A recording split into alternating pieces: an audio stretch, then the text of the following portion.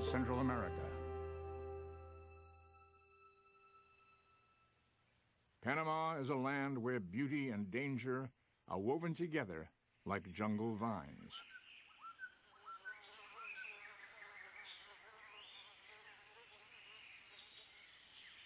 This tiny Central American country is full of extraordinary sights that enchant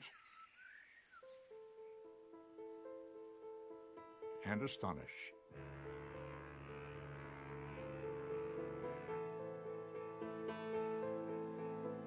Cutting through this dense jungle is an amazing 50-mile waterway.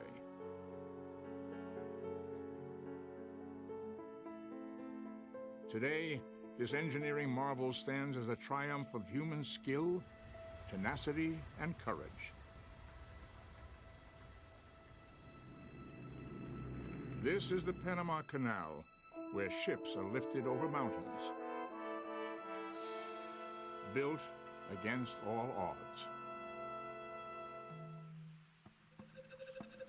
They say it can't be built, not through this forbidden terrain. The French try in the 1880s,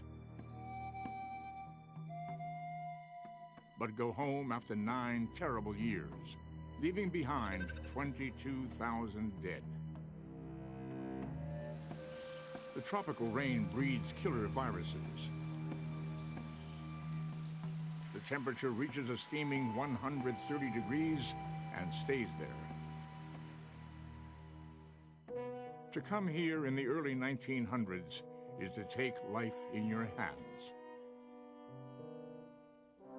Daring ventures need bold, passionate leaders.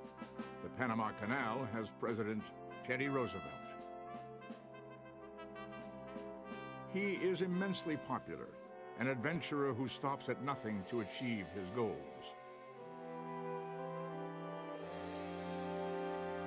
Roosevelt has a grand vision for America to become a global power. He needs a navy to dominate both the Atlantic and Pacific Oceans. U.S. warships have to steam 60 days around Cape Horn to get from coast to coast. A canal across Panama will cut that time in half. For Roosevelt, this is not just a construction project, it's a patriotic mission. Thousands of Americans descend on the little country with the president's words spurring them on. He tells them to make the dirt fly.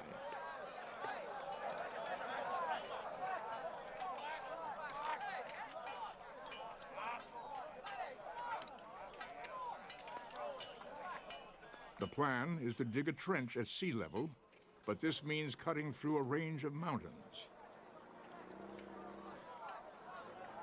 And no one knows what to do with all that dirt. Roosevelt calls it the Big Ditch. And the ditch is being buried in its own mud. Now, another menace, jungle sickness.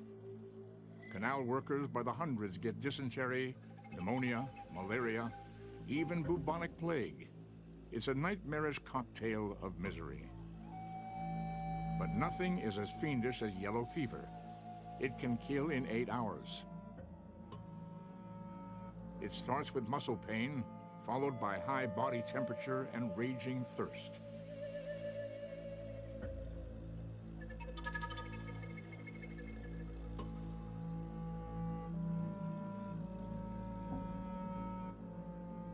In Panama, they call it yellowjack. The little country is becoming a graveyard. It's a disaster.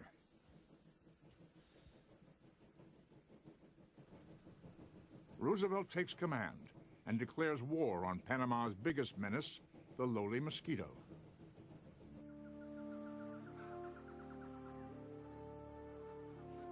They infest the jungle, spreading both malaria and yellow fever. Roosevelt stops work on the canal to concentrate on killing mosquitoes. He will sanitize an entire jungle. Fumigation brigades attack the flying pests. Others drain ditches and pump oil onto breeding grounds to kill the larvae. Disease-ridden villages are transformed into clean and safe places to live.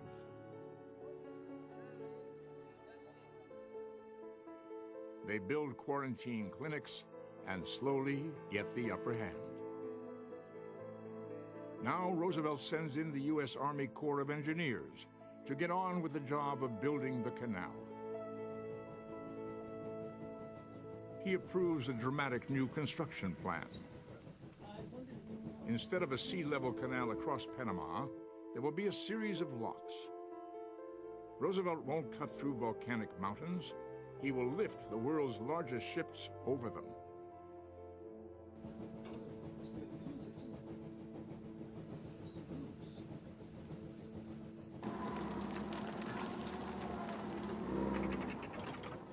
The engineers bring in the largest steam shovels in the world.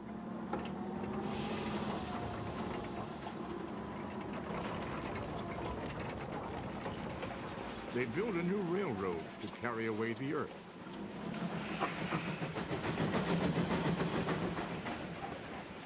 Trains take it to the ocean for breakwaters. The workforce swells to 50,000 men and women from 97 countries. Many live in the new communities with all the amenities of modern America.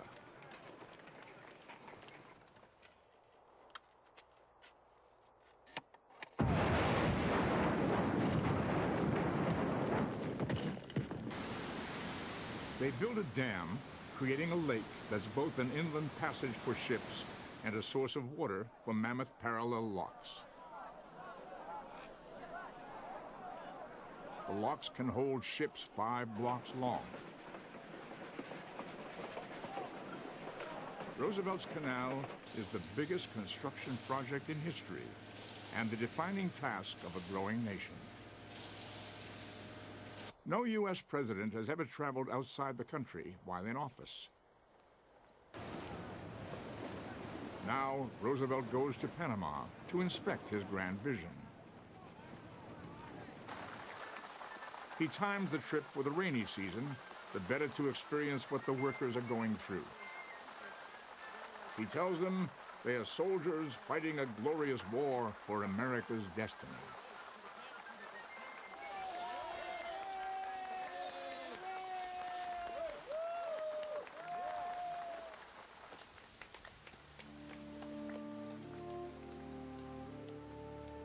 A newspaper photograph of Roosevelt at the controls of a canal steam shovel captivates the country.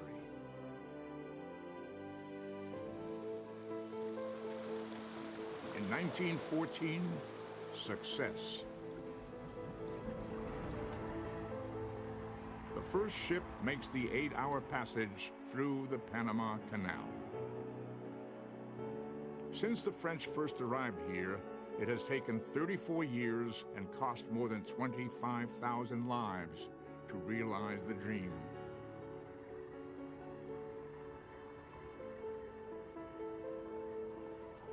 Teddy Roosevelt is no longer president, but it is his triumph, the stunning achievement of a man who inspired brave people to move mountains.